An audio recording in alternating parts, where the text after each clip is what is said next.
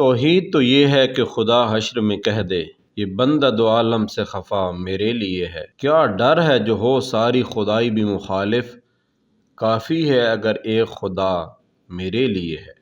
اگر آپ نے میرے چینل کو سبسکرائب نہیں کیا تو کر دیں تاکہ میرے آنے والی ہر ویڈیو آپ کو بر وقت مل سکے۔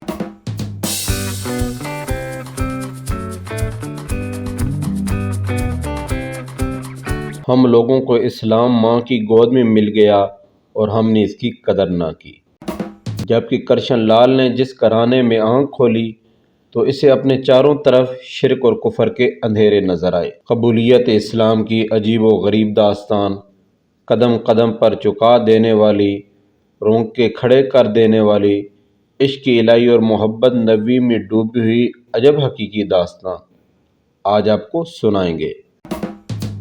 غازی احمد 2 جون 1924 کو چکوال کے گاؤں میانی تحصیل کلر کہار میں ایک ہندو پنڈت لالا بھیم سین ولد لالا جوالا سہائے کے گھر پیدا ہوئی ہے۔ ایک پنڈت کی ہدایت پر آپ کا نام کرشن لال رکھا گیا تاکہ وہ ہری کرشن کی طرح طبی عمر پائے اور ان کے نقشے قدم پر چلے۔ آپ کی عمر 5 سال تھی، آپ کو گورنمنٹ بوائز ہائی سکول میانی میں آپ کی دادی اماں نے داخل کروا دیا۔ دوسری جماعت تک میانی میں تعلیم حاصل کی، تیسری جماعت کے لیے مڈل سکول بوچھال کلاں چلے گئے۔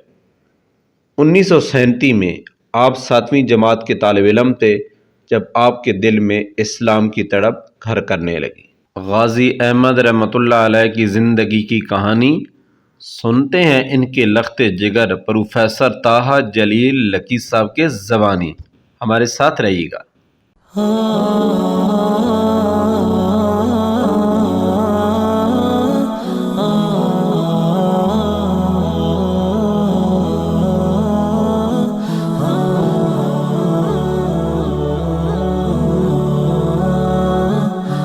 السلام علیکم ورحمۃ اللہ۔ وعلیکم السلام ورحمۃ اللہ۔ قادر صاحب خیریت سے ہیں؟ الحمدللہ، اللہ پاک کا احسان۔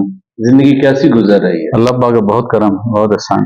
پروفیسر صاحب، ہم جس مسجد کے اندر آج بیٹھے ہیں تو یہ غازی رحمۃ اللہ علیہ کی زندگی میں بن گئی تھی؟ جی بالکل۔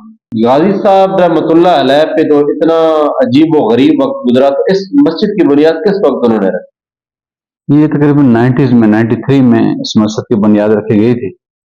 اس سے پہلے والد صاحب جو ہیں وہ مغربی مسجد ہے گاؤں میں، اس میں جمعہ بھی پڑھاتے تھے اور درس بھی دیتے تھے۔ 14 سال تک وہاں پہ والد صاحب نے درس دیا، جمعہ پڑھایا بغیر کسی اجرت کے، ایک پیسہ بھی نہیں دیا۔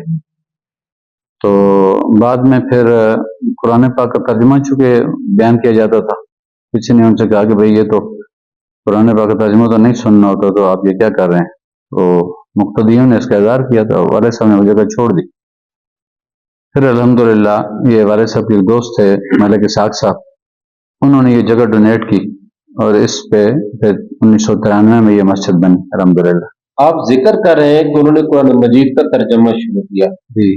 تو غازی رحمۃ اللہ علیہ کو ایسی نوبت کیسے پیش آئی کہ وہ ایک ہندو سکول میں جاتے جاتے ایسی نوبت کیسے پیش آئی کہ علمی دنیا کے اندر انہوں نے اتنا بڑا قدم رکھا؟ جی، اس میں جو میری رائے ہے وہ یہ ہے کہ ہدایت من اللہ ہے، ہدایت اللہ پاک کی طرف سے ہے۔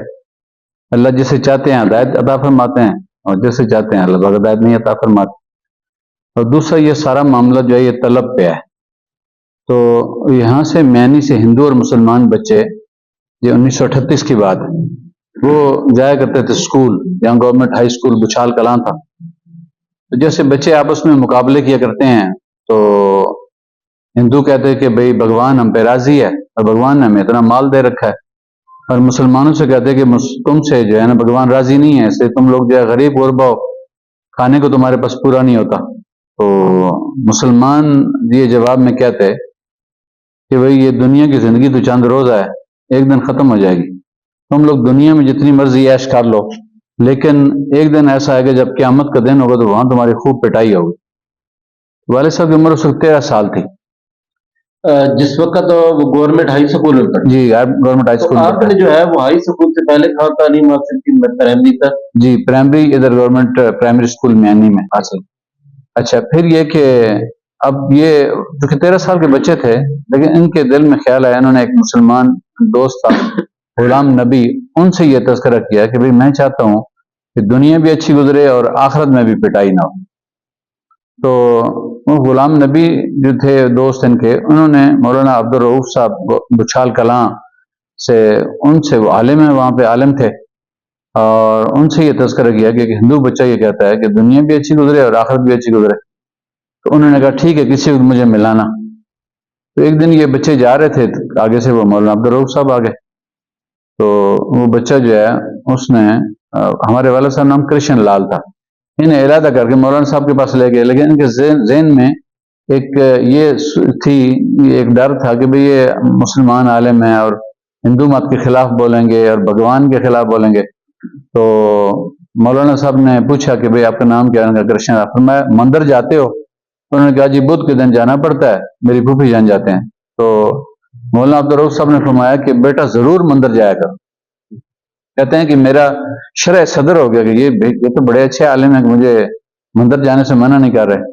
لیکن فرمایا کہ بیٹا یہ رمضان کی بات ہے، 20 رمضان کی بات ہے جب یہ ملاقات ہے۔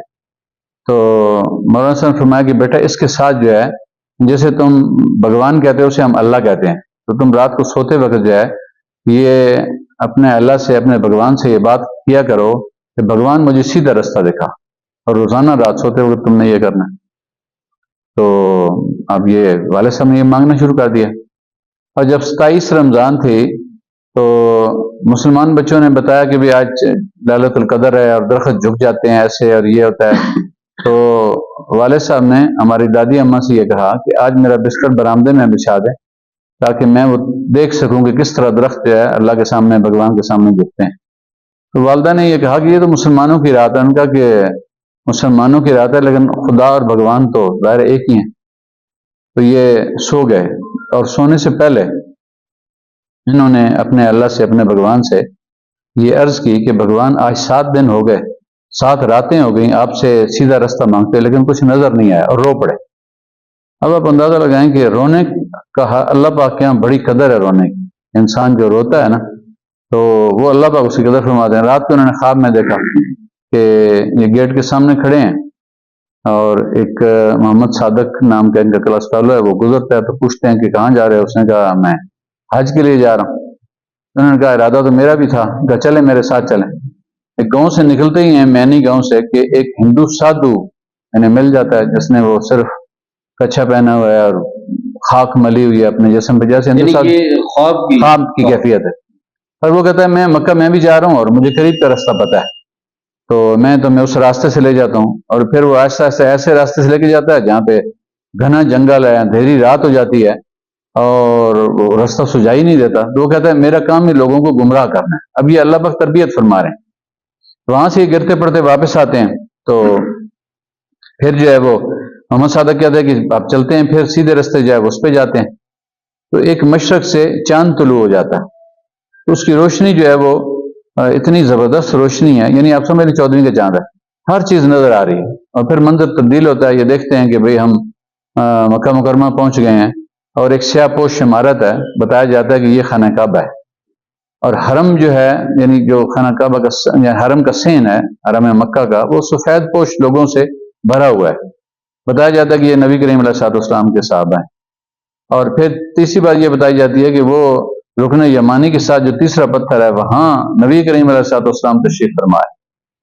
تو والد صاحب نے کہا محمد صادق سے، محمد صادق اب ہم آئے ہیں مکہ، تو چلو آپ کے نبی سے ملتے جاتے ہیں، اور آپ آگے چلو کہ آپ سے ملنا وہ پسند کریں گے، شاید مجھ سے ملنا پسند نہ فرمائیں کہ میں ہندو ہوں۔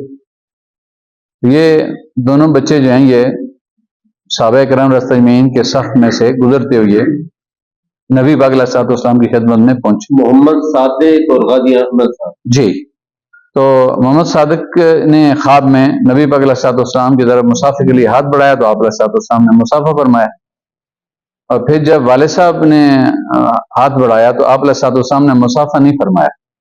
ان کے دل میں فوراً خیال آیا کہ ہندو ہوں، اس لیے شاید آپ علیہ السلام نے مسافہ نہیں فرمایا، لیکن اس اثناء میں آپ علیہ السلام اپنی جگہ سے کھڑے ہو گئے، اور آپ علیہ السلام نے والد صاحب کو اپنے گلے سے لگا لیا اور پھر اپنے سامنے بٹھا لیا۔ پھر پوچھا بیٹا آپ کس لیے یہاں آئے ہو، کس مقصد کے تحت آئے ہو؟